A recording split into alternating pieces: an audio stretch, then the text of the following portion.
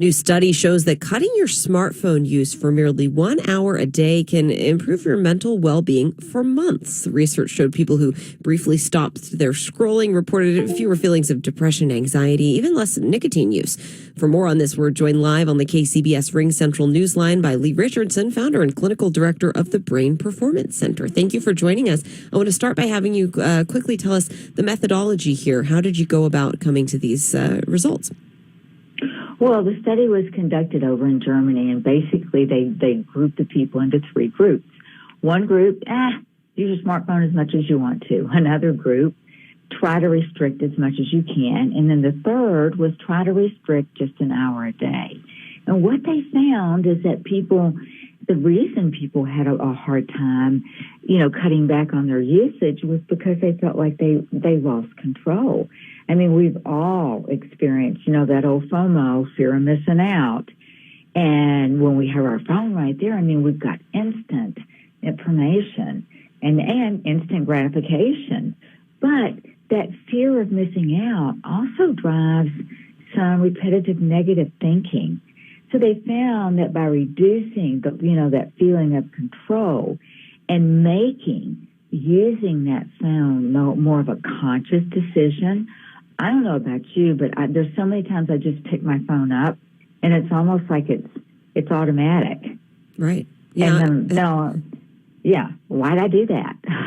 I'm an aggressive tapper. I just tap it just to see it light up, and I go, well, there was no reason to see it light up right then. I didn't need that. It's just you'd get hooked on it, You do. And so the cold turkey, though, doesn't look like it's the answer. You found that didn't really improve things completely being cut off, just cutting back. You're right. It's all about the balance. The cold turkey, they looked at 4 months after the study, they looked and they said, okay, because it's all about creating sustainable change. And they found that the people that just cut back for an hour had reduced their total cell phone time by 45 minutes, which was a greater amount of time than those that did go cold turkey.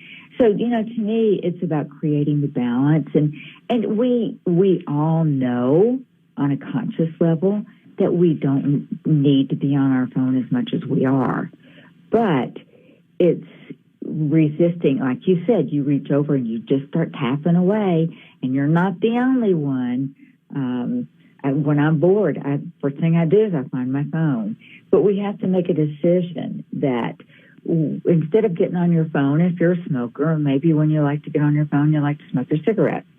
Or if you get on your phone instead of going to the gym and getting your exercise in, that you can use that time that you're not on your phone to increase your overall well-being.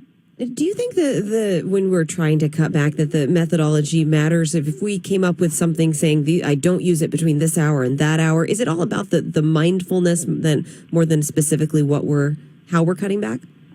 No, I think structure it can provide a great tool for people, because sometimes it's just getting in your head. Okay, I really don't need my phone between 10 and 11 in the morning, so I'm not going to use it. It's that conscious decision of how I'm going to control it. And I think, whatever works for you, and if that's structure, if that's just saying I'm only going to be on, instead of getting on for 30 minutes at a time, I'm only going to be on for 15 minutes at a time. Whatever works for you, use it.